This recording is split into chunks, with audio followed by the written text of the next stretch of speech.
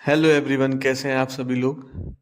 तो आज मैं एक बहुत ही one of the best video on YouTube for modern history spectrum series लेके आया हूँ, जिसमें कि कंप्लीट मॉडर्न हिस्ट्री, जो कि आप मोटी किताब है एक स्पेक्ट्रम वो पढ़ते हैं, उसको मैं स्टोरी फॉर्म में कवर करूँगा फॉर स्पेसिफिकली यूपीएससी सीएससी।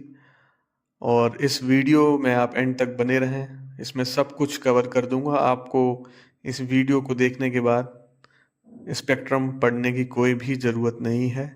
मैं बिल्कुल सिंपल वे में स्टोरी फॉर्म में सब कुछ कवर करूंगा। तो चलिए शुरू करते हैं।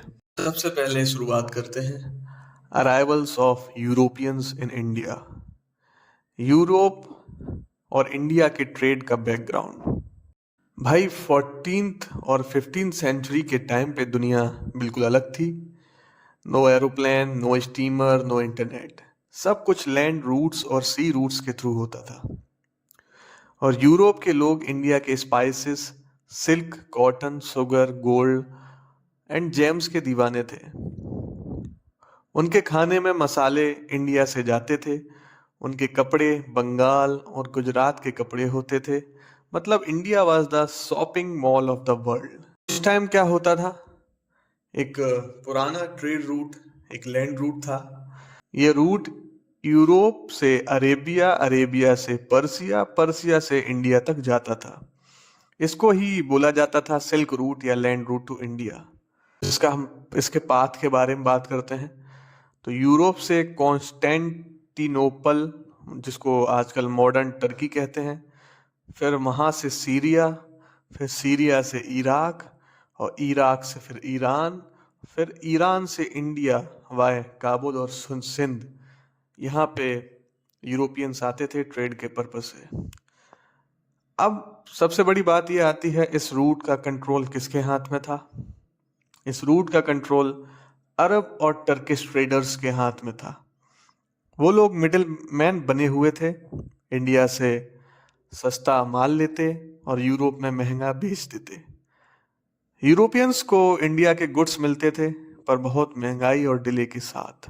अब सबसे बड़ा टर्निंग पॉइंट आता है 1453 में, जब ओटोमन टर्क्स ने कॉन्स्टेंटिनोपल कैप्चर कर लिया। ये एक बहुत बड़ा इंसिडेंट था। हुआ क्या, उन्होंने यूरोप से इंडिया जाने के लैंड रूट को बंद कर दिया और हाई टैक्सेस लगाए।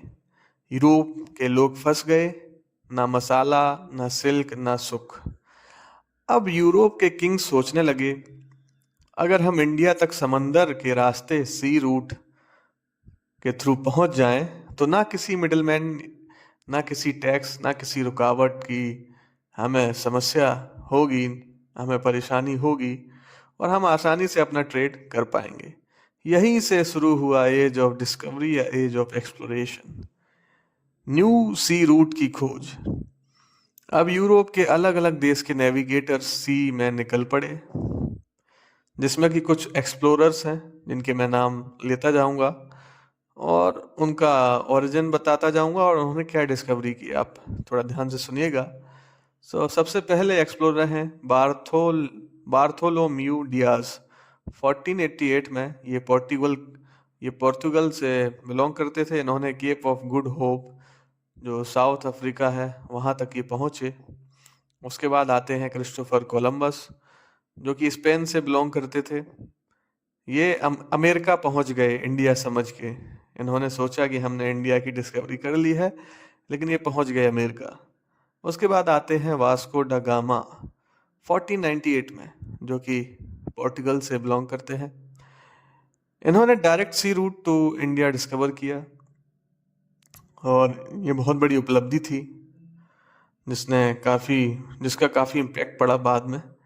और उसके बाद आते हैं फर्डिनेंड मैगलन 1519 में, जो कि स्पेन से बिलोंग करते हैं। वर्ल्ड का पहला सरकम नेविगेशन अर्थ राउंड ट्रिप इन्होंने पूरा किया।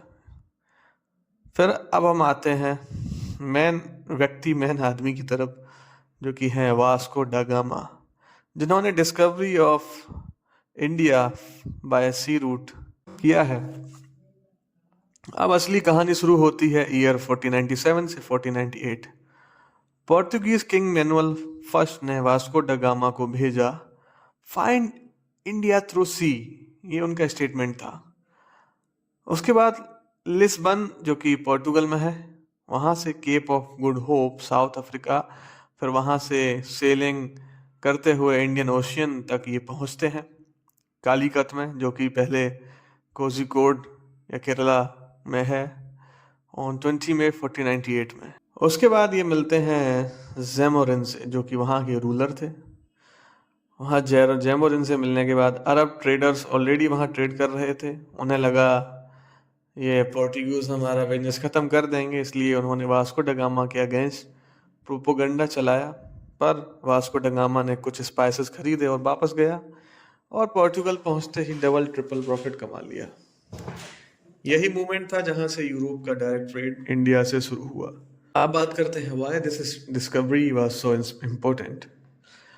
यूरोप के लिए अब उन्हें अरब मिडल मैन नहीं चाहिए थे।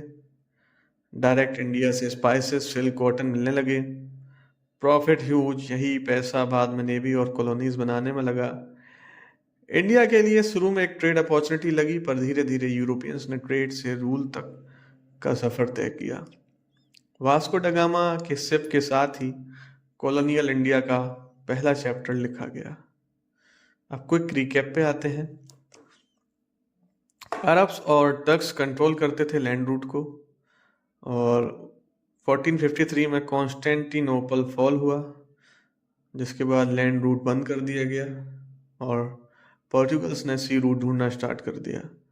1498 में Vasco da Gama reached Calicut, direct trade India के साथ। यूरोपियन ने अब एशिया के ट्रेड पे अपना ध्यान लगाया, और वहीं से स्टार्ट होता है कॉलोनाइजेशन। अब एक लाइन में समरी में आते हैं हम। अरब मिडिल मैन ने यूरोप को ब्लॉक किया, वास्को ड गामा में समुंदर खोल दिया, और अंग्रेजों ने उस समुंदर में साम्राज्य बना लिया। So that's all for today. ये लेक्चर 1 था। धीरे धीरे हम और भी लेक्चर्स लेके आएंगे। आपको ये वीडियो अच्छी लगे तो प्लीज़ इस वीडियो को लाइक करें, और कमेंट में बताएं कि आपको ऐसी वीडियो और भी चाहिए आगे, तो फिर हम कंटिन्यू करते हैं इस सीरीज़ को। जय हिंद, वंदे मातरम, धन्यवाद।